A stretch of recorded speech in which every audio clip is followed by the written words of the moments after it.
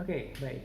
Tadi Anda sudah menyimak syarat yang pertama, sebuah matrik disebut sebagai matrik eselon baris dalam pelaksanaan elemen Gauss nantinya adalah, saya belum tulis tadi ya, bahwa syarat pertama adalah barisnya, jika barisnya bukan 0,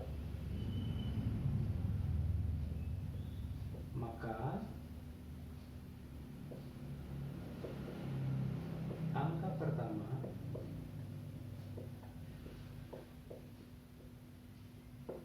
selain 0 haruslah 1. Ini syarat yang pertama, yakni jika sebuah matrik memiliki baris dan barisnya bukan baris 0, maka angka pertama selain 0 haruslah angka 1. Jika syarat tersebut tidak terpenuhi, maka matrik tersebut tidak dapat dikatakan sebagai matrik eselon baris.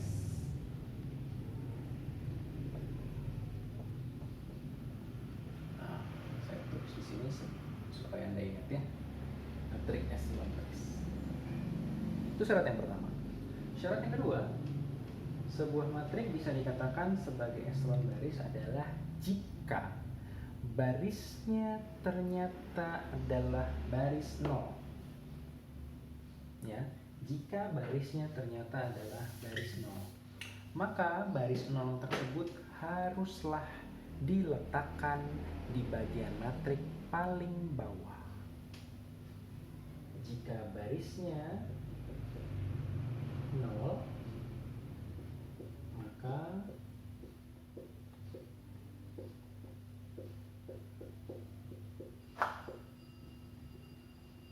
harus diletakkan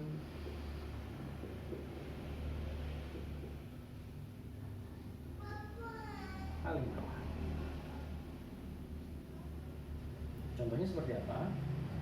Contohnya adalah misal kita punya matrik hampir mirip seperti tadi, 1 4 0 2, kemudian 0 0 0 1, kemudian yang terakhir 0 0 0 0. Nah, baris terakhir, baris 0 0 0 0 ini adalah baris 0, Anda ingat, dan ini harus diletakkan di bagian paling bawah dari matrik. Jika Anda mempunyai matrik seperti ini, maka sudah bisa disebut memenuhi syarat pertama dan syarat kedua dari sebuah eselon si baris. Baris bukan 0-nya angka pertamanya 1, dan baris yang 0 harus diletakkan di bagian paling bawah. Oke, itu syarat yang kedua. Kemudian syarat yang ketiga, syarat terakhir yang menyatakan sebuah matrik bisa disebut sebagai matrik eselon baris adalah apabila matrik mempunyai posisi 1 depan ini 1 ya, posisi 1 yang sama dengan baris yang ada di bawahnya, maka baris yang ada di bawahnya angka 1-nya harus lebih ke kanan daripada yang ada di atasnya. Contoh begini, saya tuliskan dulu ya, bahasa tulisannya adalah jika terdapat 2 baris berurutan yang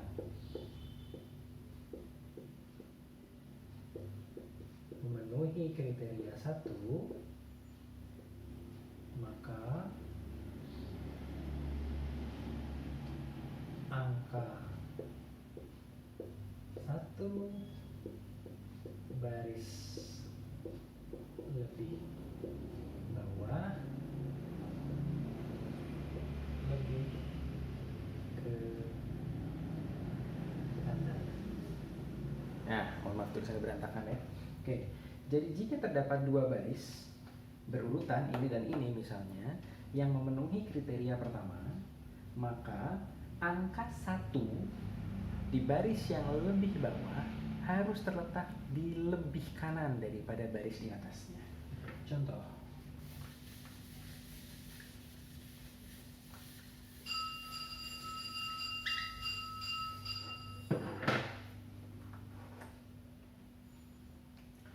Saya punya matrik lagi 1402, kemudian 0112 dan 0136.